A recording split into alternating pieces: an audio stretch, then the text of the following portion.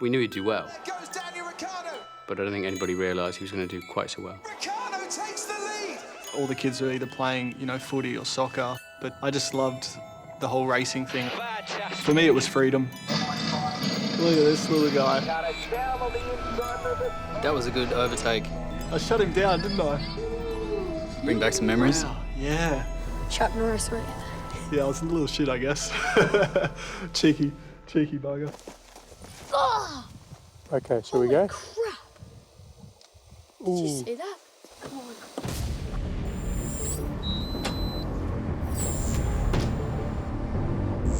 It gives me great pleasure to announce that our new driver for the 2014 season will be Daniel Ricciardo. Tell me about the moment they told you you'd be driving in the main Red Bull team. Relief, and then a few fist pumps and a bit of excitement. Yeah.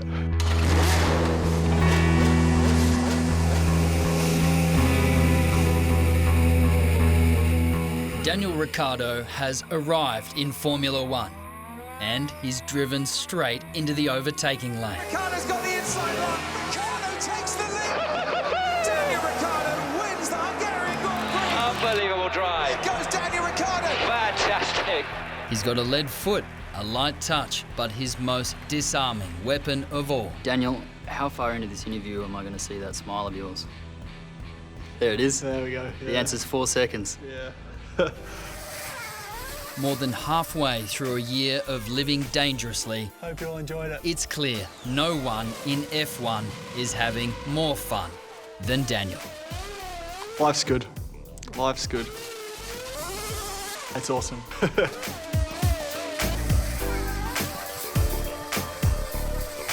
I'm living my dream, really, and I'm doing well at it, so can't complain. Yeah. A little bit more than can't complain, isn't it? You're 25 and you're within reach of grabbing the World Championship. Yeah. Yeah, no, it's good. It's good. When I say I can't complain, yeah, I'm playing it down, but no, it's awesome. I've had an awesome year. It's I think exceeded not only my own but everyone else's expectations. There must be some times when you're just thinking, is this real? I don't really think too much. I think it's just best now to just go, look forward, and then when it's all said and done, I'll look back one day and then maybe realise what the hell just happened.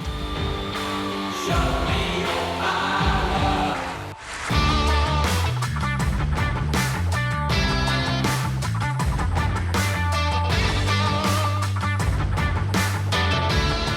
Every little boy, me included, I love my trucks, I love my cars, but I've seen your childhood photos and you took it to a whole new level.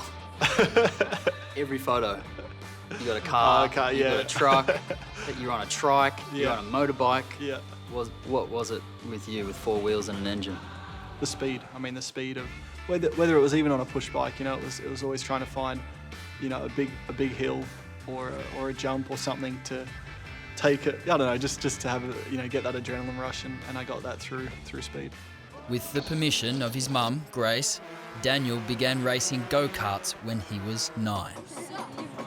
It was a family affair. Older sister Michelle, part of his pit crew. Dad Joe, who'd raced cars when he was younger, was his mechanic. Dad's day job is running an earth-moving business, but his passion, like his son, is racing. I grew up watching him at the track, and that was just in me already. He loved racing, and obviously he was at a stage where his racing career was over. There wasn't a Formula One for him, and he saw maybe there was something with me, but he never tried to push his dream into me, if that makes sense. For me, it was freedom. Being able to drive something at such a young age, having that control. It was freedom. You were always frightening the hell out of Mum, weren't you? Yeah. It was all right. It was hard work convincing her to let me race go-karts, but I think now it's obviously everyone's glad that it all went the way it did. We've got one more clip for you. You get worried every time, don't you? Yeah. Enjoy the Singapore Grand Prix. Sorry we can't be there. See you soon. Enjoy, buddy. We love you big and we're very proud. Oh, a few words. There you go. That's pretty much my parents. Yeah. They're always watching though, aren't they? Yeah, they are. Little media shy, Mum and Dad. Yeah. Is that a decision that was made by the family? Yes, and I think just naturally, yeah, a bit media shy in general. Believe it or not, I was as well when I first started, and I remember the first sort of live interview I ever had to do, I was crapping my pants. My full name is Daniel Ricciardo. I am from Perth, Western Australia, and I'm 17 years old. My ultimate goal in life is to be a Formula One world champion. Best way to describe Dan, what you see is what you get. The smile, the laughter, but he's the joker. He's an idiot, isn't he, really? Yeah. He's out of control. Yeah, out of control. That video of him when he was 11 was the same as him when he was 4 and 5, all the way growing up till now. Where are you guys? Oh, they're walking up there, come on. Baz, Carlo and Blake are childhood mates. Daniel's got a big chance. Go, Daniel, now. Friends first. As long as he can get himself back up there. Now fans. Oh, yeah. That's brilliant, eh? That's awesome. Baz, you've known him the longest. What was he like as a kid? Very, very competitive. Always needed to win. Always had to win. He was always good at everything. It was, yeah, unfair. It must have been a little annoying. It was. Okay. Are we racing each other? Yeah. Yeah?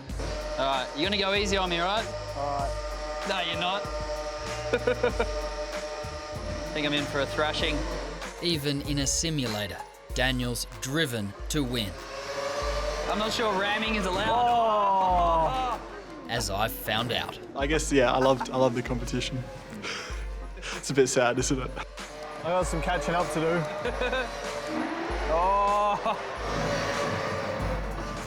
Oh no!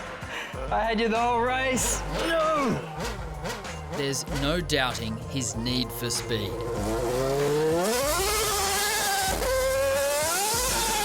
But getting into the cockpit of Formula One takes more than drive. For Daniel, it meant hard years doing the hard yards. After leaving go-karts when he was 16, he graduated to cars and spent the next 8 years losing some, winning more, getting better. He served a tough and humbling apprenticeship. Kitchen, little table. This is Daniel's first home away from home, an apartment in Italy in 2007, paid for by his mum and dad. Hi, Mum. They put their finances on the line to back his dream. I knew leaving Perth and going to Italy was a sacrifice, but it just made me sort of more determined to make it work. And the main bedroom. How much financial pressure is on the family to keep you racing over there? We maybe could have done another year, but then it's like you're starting to cut into a few things, and I wasn't going to obviously let my parents sell anything that they had or whatever, anything like that. So you knew there was a time limit. Yeah, it was pretty much a make or break season. That's a lot of pressure for a young man to handle. Yeah, it is. It is. With everything at stake, he excelled, and the result was an offer that both saved and launched his career. In 2008, Red Bull asked him to join their junior program, the breeding ground for future Formula One drivers. It was Daniel, he's really slow. He trained hard, raced harder, and won the British Formula 3 Championship the very next year. To win on European level, and to, that's when you start to get confidence, and that's when you realise that maybe you can keep going, and obviously I had the support of Red Bull, so pretty much if you're winning with Red Bull, they'll keep pushing you, and I knew there was eventually Formula One if I kept winning. But the next year, a close call that could have ended it all. Did that rattle you? Because there's nothing you could have done about that. Yeah, no, it didn't rattle me. It's not something I've really thought about. When I signed up to it, even when I was go-karting, I knew there was some risk involved, but it's just part of it. Daniel continued to risk everything. He stood out from the other junior drivers, both on the track and in the high-tech simulator. What they were fighting for, the ultimate prize, a seat in Red Bull's main Formula One team. One was held by four-time world champion Sebastian Vettel, the other by Australia's Mark Webber. When Mark announced his retirement in June last year, Daniel was on the shortlist to replace him, but he was no certainty. Christian Horner runs Red Bull Racing. We knew he had the speed. You know, he's been one of the fastest drivers we've ever seen in the car. The question for us was, how does he deal with the pressure? How does he deal with the racecraft? We were not short of choices. Almost every driver in the pit lane wanted to be sat in that Red Bull seat. Here is the new driver of the Infinity Red Bull Racing team. Who that driver would be was kept a secret until this low-key announcement last September. Mr. Daniel Ricciardo. Was it a gamble, putting him in that seat? For sure it was a gamble. I mean, you could have gone for an experienced driver with proven track records and world championships, you know, alongside Sebastian. But, you know, we decided to back youth. But of course, it was a risk. None of us knew, not even Dan, really, how strong he was going to be. I dreamed about standing on the top step of a Formula One podium and looking down and just seeing a sea of people, you know, all the team and the fans. Back then when I was a teenager, you know, I didn't really think it would happen.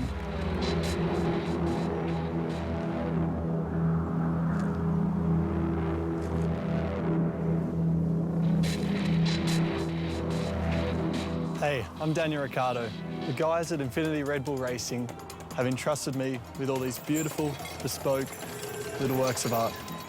I hope I don't do too much damage here.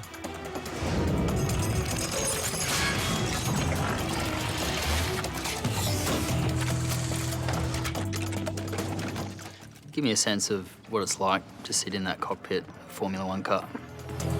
Feels good. Can't wait to see what this new car's capable of. Sitting in it for the first time was special. They're the fastest cars around a circuit. Every time you put your foot down, yeah, you smile. You can brake so late and so hard, and you literally stamp on the pedal every time. The speed you can carry through corners is awesome. It's a pretty cool feeling. You always want more, and you know, I'd love for the cars to be even quicker. I think every driver would, but you still get a rush every time you drive it. And since he got the keys, Daniel has been driving it to the far reaches of his imagination. On the salt plains of Argentina, racing an FA-18 Hornet in Victoria. Daniel has so much power at his fingertips, but this is a sport where that much power can have tragic consequences. Ayrton Senna, your idol, was the last Formula One driver to die on track. Do you ever think about that when you're racing? No. To be honest, if you're thinking about those things, then especially at 350 kilometres an hour, you need clear vision, you need an objective, you need to be decisive, and you can't have any of this stuff clouding your mind. So that's probably another reason as well why it's pushed back there. In March, in Melbourne, Daniel Ricciardo announced his arrival in style. To qualify on the front row in the first race was, you know, wow for all of us. Daniel came a sensational second before being sensationally disqualified for a minor fuel violation. He shrugged it off and powered on. It's Daniel Ricciardo for Australia. You won the Canadian Grand Prix. Crossing the finish line and knowing no one else was in front of me, that's when you know it's real. Yeah, that was awesome. This is ridiculous. That was just the beginning. In Hungary, another victory. And a month later, Daniel Ricciardo is going to take the checkered flag. Belgium was, yeah, that was the sealer. It's Ricciardo's third win in 6 races. I've never seen anybody quite so happy to be a Formula One driver as Daniel Ricciardo. And I think that's a gift, and that's important, and that's something he desperately needs to keep. Martin Brundle is the voice of Formula One. We knew he'd do well, but I don't think anybody realised he was going to do quite so well. How would you describe his season so far? I've been around F1 30 years, so not too much surprises me, but that's one of the bigger surprises, just how well Daniel's doing. And he's done it with style and flair, and he gets out of the car with his big grin, and everybody's taking to that, because what you see is what you get with Daniel. Just over a week ago, the Formula One juggernaut roared into Singapore. Along with the legends, the fearless drivers and fast cars, wild parties and beautiful women. How cool is this? We got it to ourselves. Yeah, this is it. Checkered flag point is there. He knows the track inside and out, but tonight there's a surprise in pit lane. We don't have other teams. Oh, big homies. His childhood mates, Carlo, Baz and Blake. Shit. How are you, man? It's incredible, all this stuff that he's doing, and he's just the Same same Daniel, same Dan. That's we've all known for a long time. How are you, mate? Good on you. We know you got the killer smile, but do you have the killer instinct? Definitely. To be honest, I'd probably say I've done most overtakes all year, which is cool. So the killer instinct's there. So yeah, the smile's not there when the helmet's on. Which has probably come as something of a rude shock to his world champion teammate, Germany's Sebastian Vettel. Before the season, he was a 4-time champ. I was a nobody, really. Sebastian, let Ricciardo through. Let Daniel through, please. It almost seems, at the moment, this season at least, that Daniel is making a 4-time world champ look like the second string driver. Yeah, there's no doubt about it. Ricciardo's made Vettel look a little bit ordinary this year, which is an extraordinary thing to say. How was your relationship with Sebastian Vettel? You know, some people, when I answer this, they might be like, come on, he's lying, but it's actually pretty good. When was the last time you went to his place for a barbecue and a beer? Well, he lives in Switzerland, so I can't exactly get there easily. But no, I've never been to his place. Are you a better driver than Sebastian Vettel? I'd say yes, because I have a belief in myself that I am, but I don't want it to come across as cocky, so. Depends what better is, but yeah. I'm not going to say no.